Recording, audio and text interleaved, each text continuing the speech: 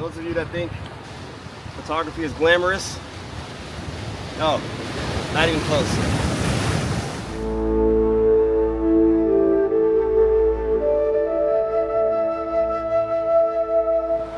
Hey, what's up everybody? How are we doing today?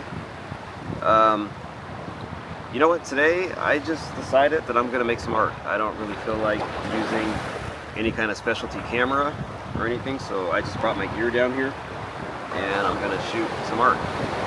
Now it's a little bit bright for my taste. Whoa.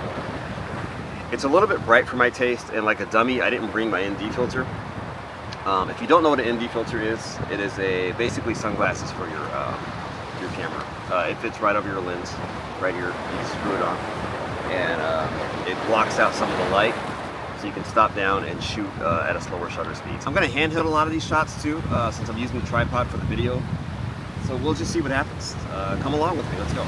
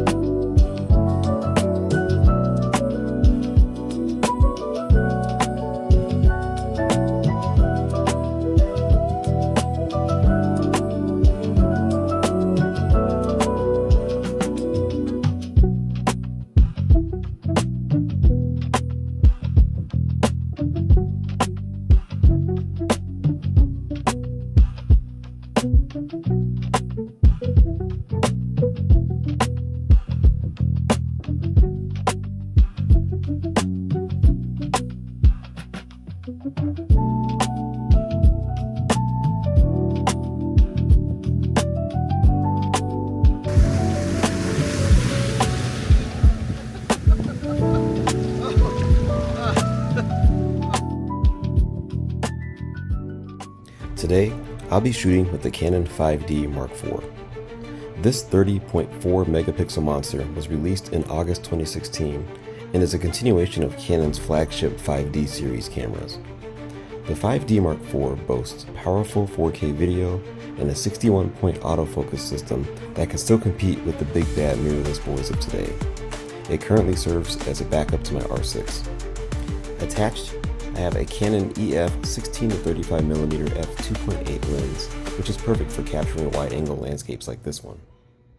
You know, I like to think the splash was well worth it. I mean, I think that shot was pretty good. I hope it's pretty good. Otherwise, it just got wet for nothing.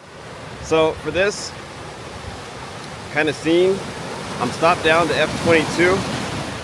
I've turned my ISO to 50, and I'm just jacking the shutter speed down as low as I can go. And it looks like it's about 1/20th of a second. You guys will know way sooner than I will, because I have to look at it on the big screen just to see if I nailed the shot or not. That's the most nerve-wracking thing. Did I nail the shot? Who knows?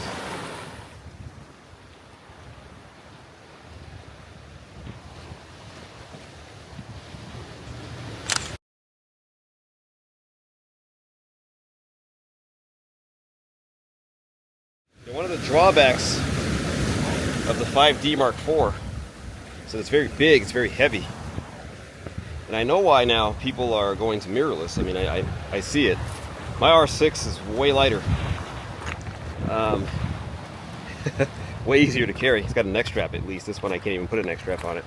But I guess you're asking why would I carry this instead of the R6 right now? Sometimes, I don't know, I miss these DSLRs. I know that sounds crazy, but I do miss the heft. I miss carrying these around. These are what I started on.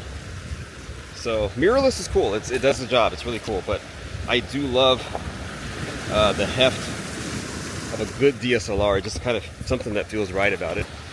A lot of people are going away from these. They're not inferior products. They're actually pretty good. So almost got splashed. They're actually pretty good. So if you're looking to get into photography and you can find a DSLR like this, a big one, you might be able to find it pretty cheap these days. A lot of people are ditching these and going to Sony. And like I said, it is lighter. They are powerful. They look great. my R6, very happy with it. But yeah, sometimes you just gotta get ugly and get with the DSLR. This is cool, very cool. Sometimes the most interesting thing is beneath your feet. So in a location like this, there's all kind of different textures and different things happening on the ground that you gotta watch out for. And get a lot of good shots that way. Sometimes we're so focused on the awe-inspiring thing in front of us, we forget about the simple stuff beneath our feet. Get an interesting kind of seascape here on the ground.